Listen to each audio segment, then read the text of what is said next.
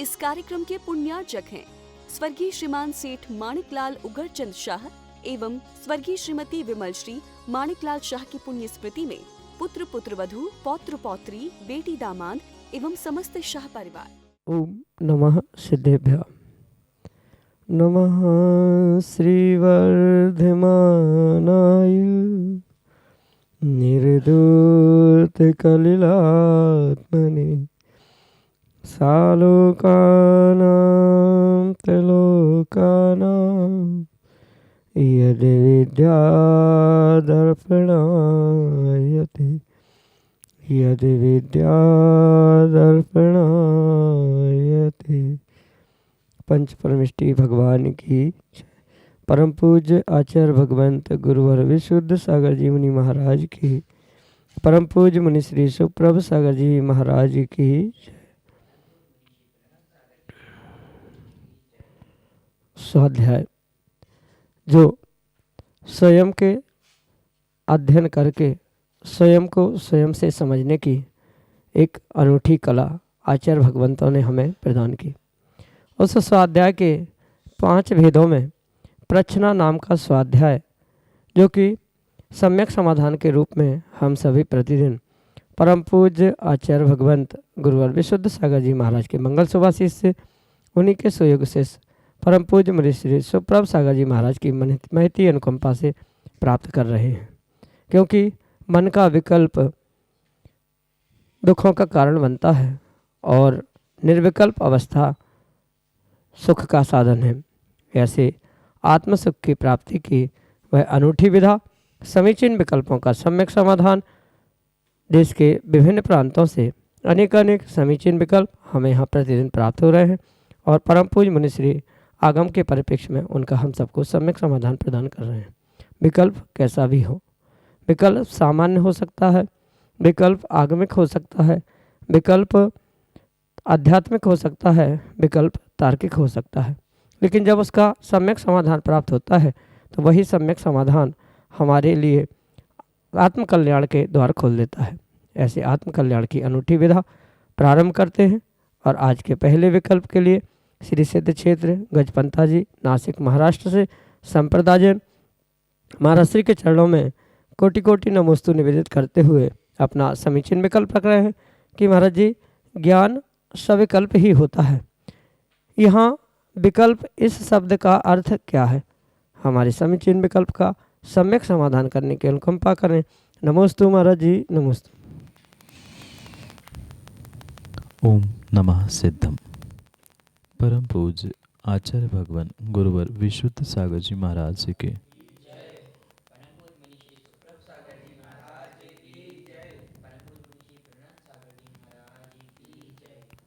ये परम सत्य है कि ज्ञान से विकल्प होता है और दर्शन निर्विकल्प होता है। ये जो चेतना की 2 व्यवस्था या 2 परिणति स्वीकार की गई है, ये मुख्य इसी कारणों से भिन्नता को प्राप्त होती है जो कि सविकल्प और निर्विकल्प दशा की अपेक्षा से स्वीकार की जाती। जहाँ उस चेतना का, चैतन्यत्व का किसी भी प्रकार से कोई विकल्प होना, क्या है, कैसा है, क्यों है आदि कोई भी जहाँ प्रश्न ही नहीं होता, इच्छा ही नहीं होती, वह दर्शन उपयोग रूप स्वीकार किया जाता है या उसे दर्शन कहा जा सकता है। वही जब उस दर्शन के उपरांत यानी उस निर्विकल्पता के बाद जो भी वह परिणमन जीव का या जीव के उस चेतना का हो रहा है कि यह क्या है, कैसा है आदि रूप जो भी कार्य हो रहा है, उसे ही ज्ञान की स्थिति या ज्ञान रूप स्वीकार किया गया है। कहने का मूल अभिप्राय यही है कि जहाँ उस चेतना की परिणति कुछ है, क्या है, ऐसा है कि ऐसा है, यही है, इस रूप जब वह चेतना परिणत होते हुए मति ज्ञान रूप परिणत होने लगती है, क्योंकि अवग्रह इहा अवाय धारणा रूप जो परिणति स्वीकार की जाती है आत्मा की, चेतना की, वह मति ज्ञान की परिणति है और तभी से वह सविकल्प दशा प्रारंभ होती है। जब तक यह मात्र विषय विषयी का सन्निपात या उस द्रव्य की महासत्ता का अवलोकन रूप दर्शन होता है, वहाँ कोई भी विकल्प ही नहीं होता। मतलब ये द्रव्य है, जीव है कि पुद्गल है, संसारी है कि मुक्त है आदि कोई भी वहाँ विषय ही नहीं बनता। मात्र सामान्य अवलोकन, महासत्ता का प्रतिभास, विषय विषयी का सन्निपात रूप जो कार्य होता है वह दर्शन होता है। इसलिए उसे निर्विकल्प स्वीकार किया गया है। पर जैसे ही उस महासत्ता के अवलोकन के बाद यह क्या है, यह है कि यह है, ये ऐसा है कि वैसा है आदि रूप जो भी किंचित भी उस वस्तु को, उस द्रव्य को, उस पदार्थ को विशेष जानने का परिणाम जहाँ होता है वहाँ विकल्प दशा प्राप्त होती है, क्योंकि सामान्य रूप से उसके अस्तित्व का बोध हो गया।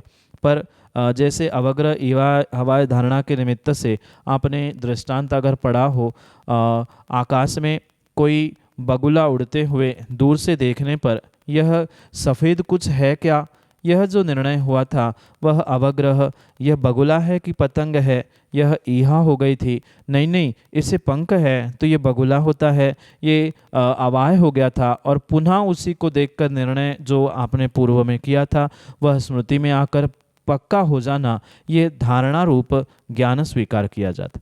पर दर्शन में ऐसी परिणति देखने में नहीं आती। वहाँ कोई भी विकल्प, कोई भी प्रश्न, कोई भी ईहा, कोई निर्णय नहीं है। मात्र चैतन्य की चैतन्य से अनुभूति विषय विषय की सन्निपात के रूप में होती।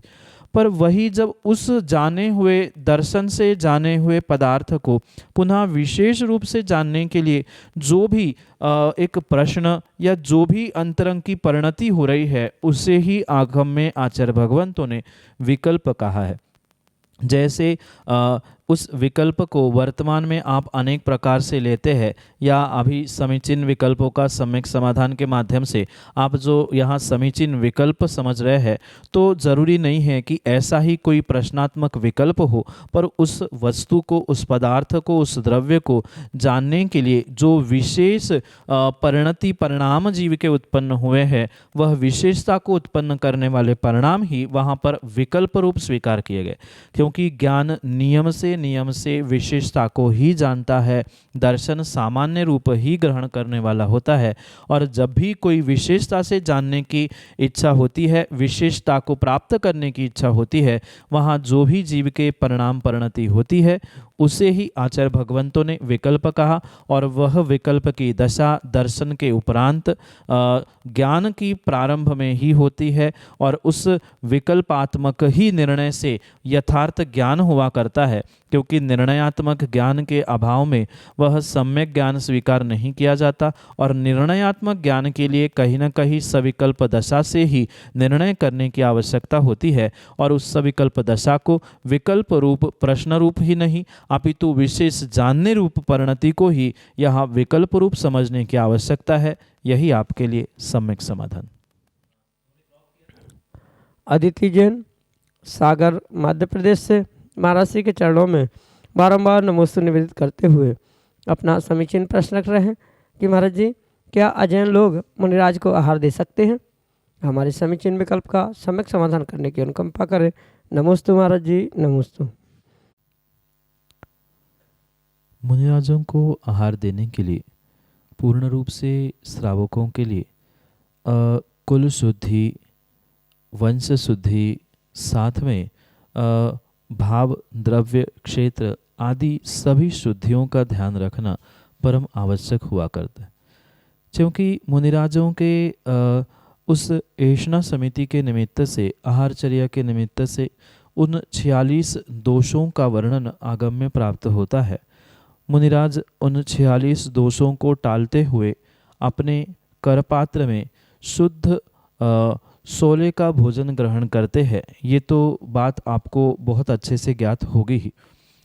रही बात जो कुल शुद्धि में नहीं है, जिनका वंश शुद्ध नहीं है, जिनकी जाति शुद्ध नहीं है, ऐसे उन जीवों से निर्ग्रंथ मुनिराज किसी भी प्रकार से आहार ग्रहण नहीं कर सकते। भले ही आगम में पूर्व काल में यानी पंचम काल के पहले पहले तक या प्रारंभ तक चौथे काल में पूर्ण रूप से ये देखने में आता था कि 3 वर्णों के लोगों से मुनिराज आहार ग्रहण करते थे, पर वर्तमान की व्यवस्था सामाजिक स्तर और बहुत सारे अन्य विकल्पों को सामने रखते हुए ये वर्तमान के बड़े बड़े दिगंबर आचार्यों का निर्णय है कि जो मात्र इस कुल शुद्धि, वंश शुद्धि, जाति शुद्धि आदि आदि के निमित्त से ही मुनिराज उन श्रावकों से आहार ग्रहण करते हैं। मात्र इतनी ही कुल शुद्धि जो जैन धर्म आदि आदि के ही निमित्त से नहीं, अपितु और भी उसके लिए जो कुल शुद्धि, वंश शुद्धि, जाति शुद्धि आदि की व्यवस्था आगम में बताई है, उस व्यवस्था के अनुसार ही श्रावक मुनिराज को आहार देने की पात्रता प्राप्त करता है।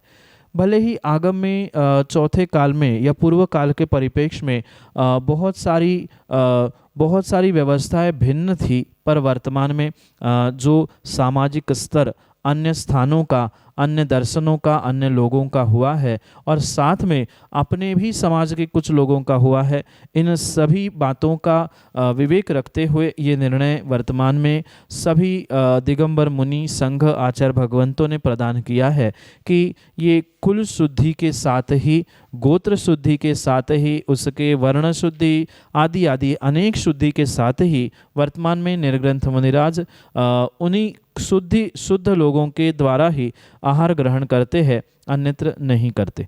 ये तात्कालिक भले ही व्यवस्था बनी है, पर इसे अवश्य ही उस मुनिराजों के दोषों से यानी ऐष्णा समिति के दोषों से बचने के लिए ये वर्तमान में बहुत आवश्यक है। कौन कहाँ क्या कर रहा है, क्या नहीं आदि भिन्न भिन्न प्रकार से उन व्यवस्थाओं को समझते हुए ये निर्णय करना होगा कि जो सच्चे देवशास्त्र गुरु पर श्रद्धान करते हुए इस वीतराग जैन धर्म को जानता है, मानता है, स्वीकार करता है, उसके अनुसार ही जीने का प्रयास करता है, ऐसे ही उन जीवों के माध्यम से ही मुनिराजों को आहार देने की व्यवस्था वर्तमान में चल रही है। इसलिए वह मात्र इस शुद्ध कुल में जन्मे हुए जिनकी कुल शुद्धि, जाति शुद्धि, वर्ण शुद्धि आदि आदि शुद्धियाँ प्राप्त होती है, सामाजिक अन्य भी बंधन आदि समझते हुए ही वे ही मुनिराजों को आहार देने के पात्र है। अन्य कोई भी मुनिराजों को पात्र आहार देने की पात्रता वर्तमान में नहीं रखता। यही आपके लिए सम्यक समाधान। रंजना जैन, आष्टा, मध्य प्रदेश से महाराज श्री के चरणों में बारंबार नमोस्तु निवेदित करते हुए कह रहे हैं कि महाराज जी, मैंने कुछ वर्ष पूर्व अज्ञानतावश 4 अशोक के बड़े वृक्ष कटवा दिए थे, उसके लिए हमें क्या प्रायश्चित करना चाहिए? हमारे समीचीन विकल्प का सम्यक समाधान करते हुए हमारा मार्गदर्शन करने की अनुकंपा करें। नमोस्तु महाराज जी, नमोस्तु। इस विषय को मैंने कई बार दोहराते हुए समझाने का प्रयास किया है कि व्यक्ति से कोई भी गलती हो जाए, कोई भी भूल हो जाए, तो उस गलती का प्रायश्चित करना ये परम आवश्यक तो है, पर ये भी विवेक रखने की आवश्यकता है कि हमें उस गलती का, उस दोषों का प्रायश्चित किस प्रकार से, कहाँ, कब, किससे लेना, ये भी विवेक व्यक्ति के भीतर होने की आवश्यकता है। क्योंकि कोई भी प्रायश्चित होता है वह सामूहिक रूप से नहीं प्राप्त करना चाहिए, ना दिया जाता है, ना लेना चाहिए। हाँ, कोई बहुत बड़ा अपराध सामूहिक रूप से हुआ है तो उस बहुत बड़े अपराध के लिए निर्ग्रंथ गुरु, आचार्य भगवंत आदि उसे उसी सामूहिक रूप से, सामाजिक रूप से प्रायश्चित के द्वारा प्रदान भी करते हैं। पर जो सामान्य रूप से छोटे मोटे दोष, गलतियाँ श्रावकों के माध्यम से हुआ करती है, ऐसे उस श्रावकों के द्वारा हुई उन गलतियों के निमित्त से उसका प्रायश्चित करना ये श्रेष्ठतम भाव होने पर भी उसे किसी भी प्रकार से सामाजिक या सामूहिक रूप से उद्घाटित करना उचित नहीं। भले ही दोष, गलती कितनी छोटी भी क्यों ना हो, पर उस दोष, उस गलती का सबके सामने उद्घाटन करना, सबके सामने उसके लिए प्रायश्चित के लिए निवेदन करना, ये श्रावक की और गुरु की मर्यादा से विहीन कार्य हुआ करता है।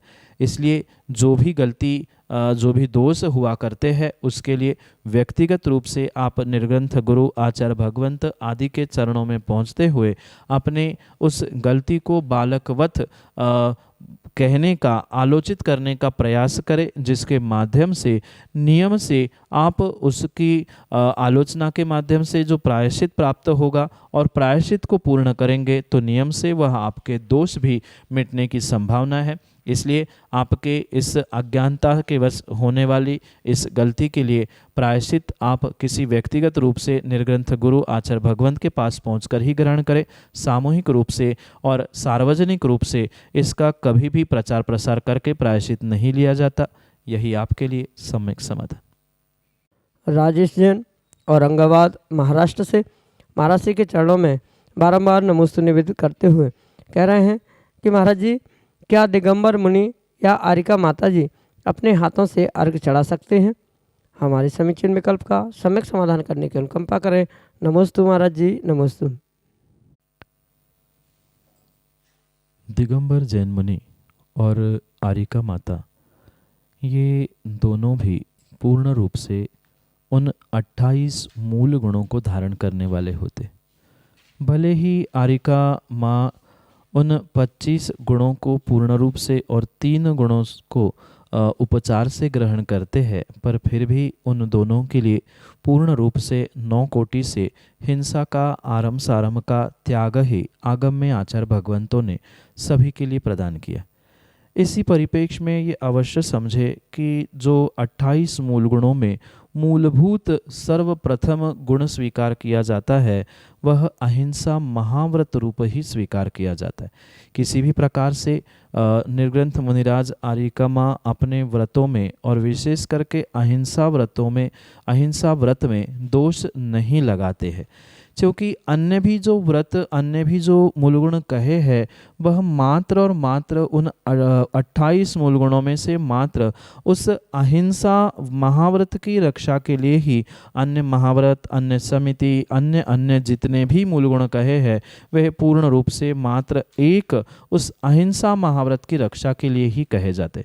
क्वचित कदाचित किसी आरंभ सारंभ क्रियाओं में अगर निर्ग्रंथ मुनिराज आरिका माताएं उलझ जाएंगे तो उनके उस अहिंसा महाव्रत में अतिचार अनाचार दोष भी लगने की संभावना हो सकती है। इसलिए अधिकांश रूप से आपने देखा होगा कि दिगंबर मुनिराज और आरिका माँ कभी भी अपने हाथ से द्रव्य शुद्धि आदि करते हुए मंदिर आदि में द्रव्य चढ़ाते हुए, आपने अर्घ्य चढ़ाते हुए नहीं देखा होगा। पर ये भी निर्णय हमें अनेकांत से और विवेकपूर्वक करने की आवश्यकता है कि वे आरंभ सारंभ के त्यागी तो है, पर उनके लिए किसी भी प्रकार से कोई द्रव्य समर्पित करने का या द्रव्य नमस्कार करने का निषेध नहीं है।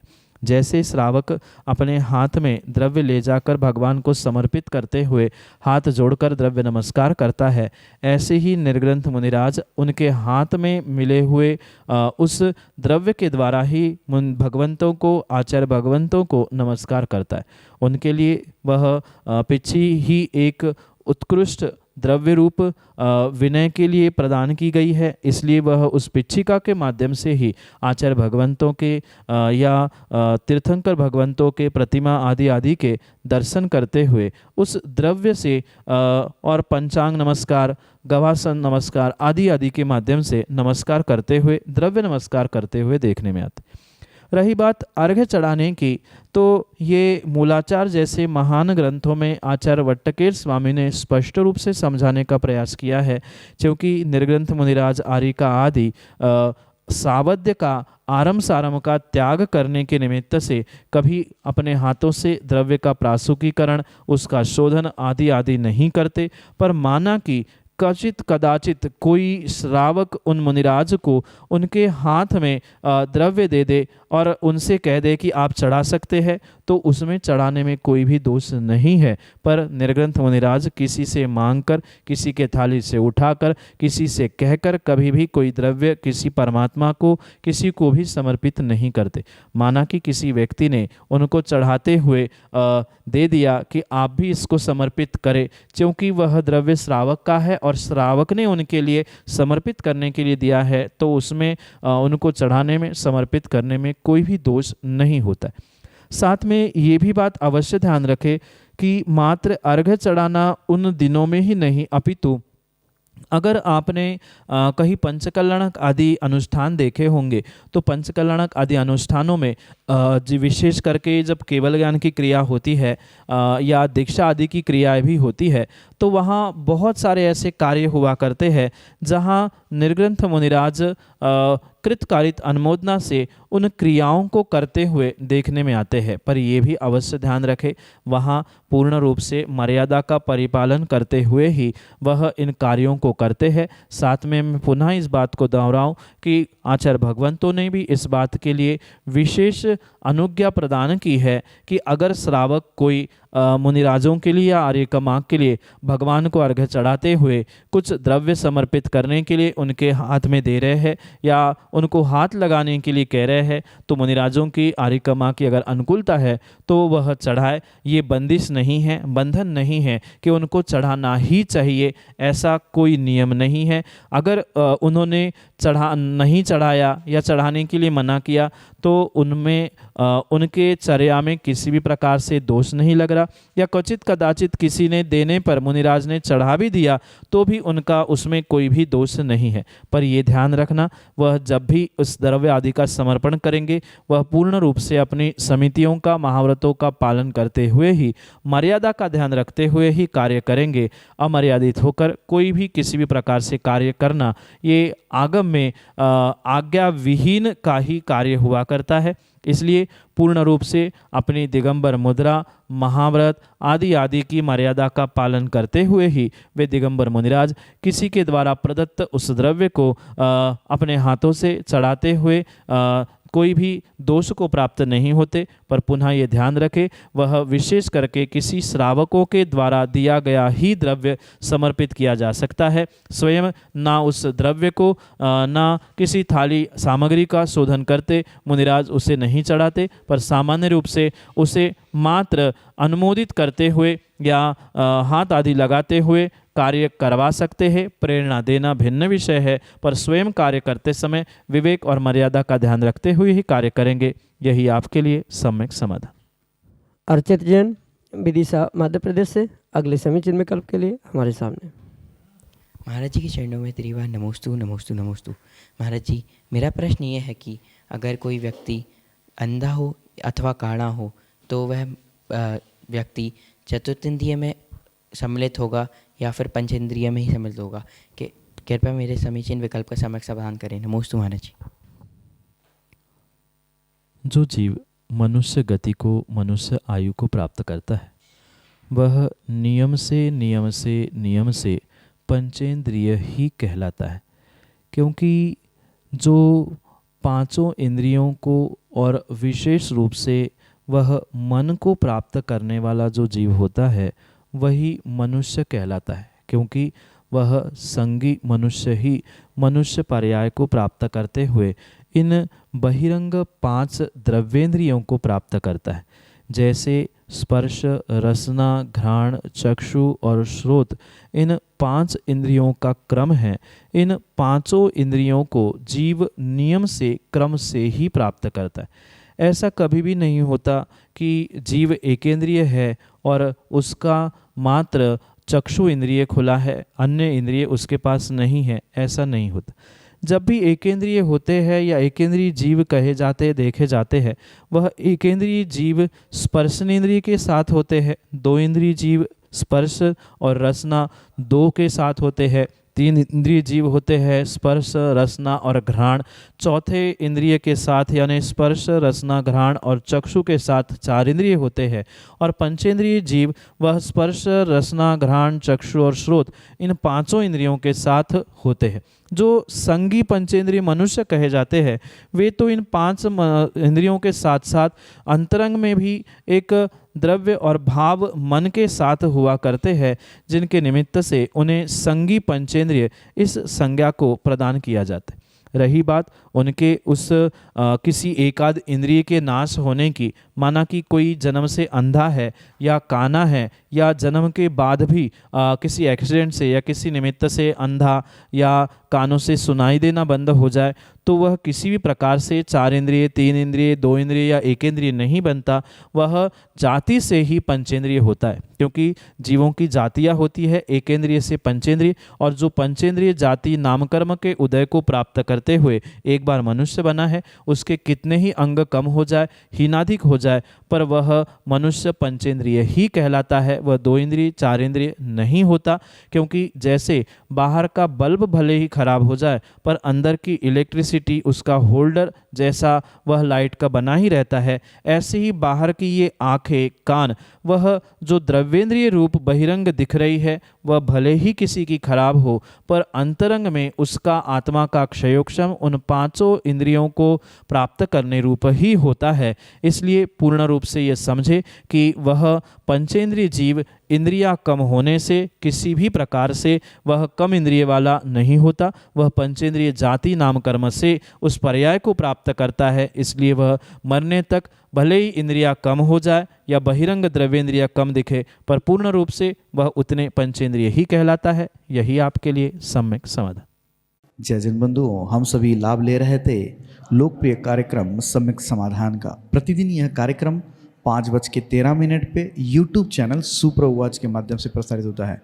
मुंशी सुप्रभ सागर जी का नाम सुप्रभ, वाणी का पर्यायवाची नाम उवाच, सुप्रभ उवाच, यस यूट्यूब चैनल के माध्यम से मुनिश्री के प्रवचन एवं ये सम्यक समाधान प्रतिदिन प्रसारित होता है। आप सभी लोग चैनल को सब्सक्राइब करें एवं बेल आइकन को जरूर दबाएं, ताकि नोटिफिकेशन के द्वारा आप सब चीज़ों को अप टू डेट रह सकते हो। सम्यक समाधान यह कार्यक्रम प्रतिदिन ठीक 4 बजे अपने आदिना टीवी चैनल के माध्यम से प्रसारित होता है। एक नया टीवी चैनल आदिना टीवी चैनल, जिसके माध्यम से यह सम्यक समाधान का प्रसारण ठीक 4 बजे होता है। आप सभी लोग घर बैठे टीवी के माध्यम से भी इस कार्यक्रम का लाभ लेते हुए अपने मन में उठने वाले विकल्पों का सम्यक समाधान प्राप्त कर सकते हैं। 8707548811 यह हमारा व्हाट्सएप का नंबर है। आप इस व्हाट्सएप के नंबर पे अपने विकल्प भेज सकते हैं एवं इस विकल्पों को एकत्रित करके मुनिशी तक पहुंचाया जाएगा और मुनिशी के मुखारविंद से हम सभी लोग उसका सम्यक समाधान प्राप्त करेंगे। अगर आप व्हाट्सएप से टाइप नहीं कर सकते हो तो एक कागज़ पेन पे अपना नाम, अपने शहर का नाम, अपना विकल्प लिख के उसकी फ़ोटो खींच के आप हमें व्हाट्सएप कर सकते हैं एवं उस फोटो को व्हाट्सएप के द्वारा हम तक पहुंचा दें एवं उसके माध्यम से आप अपने विकल्प हम तक पहुंचा सकते हो। samyak.samadhan@gmail.com यह हमारी ईमेल की आईडी है। अगर आप ईमेल के माध्यम से आप अपने विकल्प भेजना चाहते हो, अपने ईमेल के माध्यम से अगर आप ज़्यादा उसको अपने विकल्पों को हम तक पहुंचाना चाहते हो, तो हम अपने विकल्पों को आप जीमेल के माध्यम से samyak.samadhan@gmail.com इसके माध्यम से आप आपके विकल्प हमारे तक पहुंचा सकते हो। प्रतिदिन मुनिशी के प्रवचन 2:30 पे आदिना टीवी चैनल के माध्यम से भी प्रसारित होते हैं। आप सभी लोग आदिना टीवी चैनल के माध्यम से भी मुनिशी के प्रवचन का लाभ ले सकते हैं। आज के लिए इतना ही। ऐसे ही नाविन्यपूर्ण विकल्पों के साथ हम आप तक पहुंचते रहेंगे। तब तक आप देखते रहे सुप्रभ उवाच। आप सभी को जय जैन मुनिशी के चरणों में कोटिशा नमोस्तु नमोस्तु नमोस्तु। इस कार्यक्रम के पुण्यार्जक थे स्वर्गीय श्रीमान सेठ माणिकलाल उगरचंद शाह एवं स्वर्गीय श्रीमती विमल श्री माणिकलाल शाह की पुण्य स्मृति में पुत्र पुत्रवधू, पौत्र पौत्री, बेटी दामाद एवं समस्त शाह परिवार।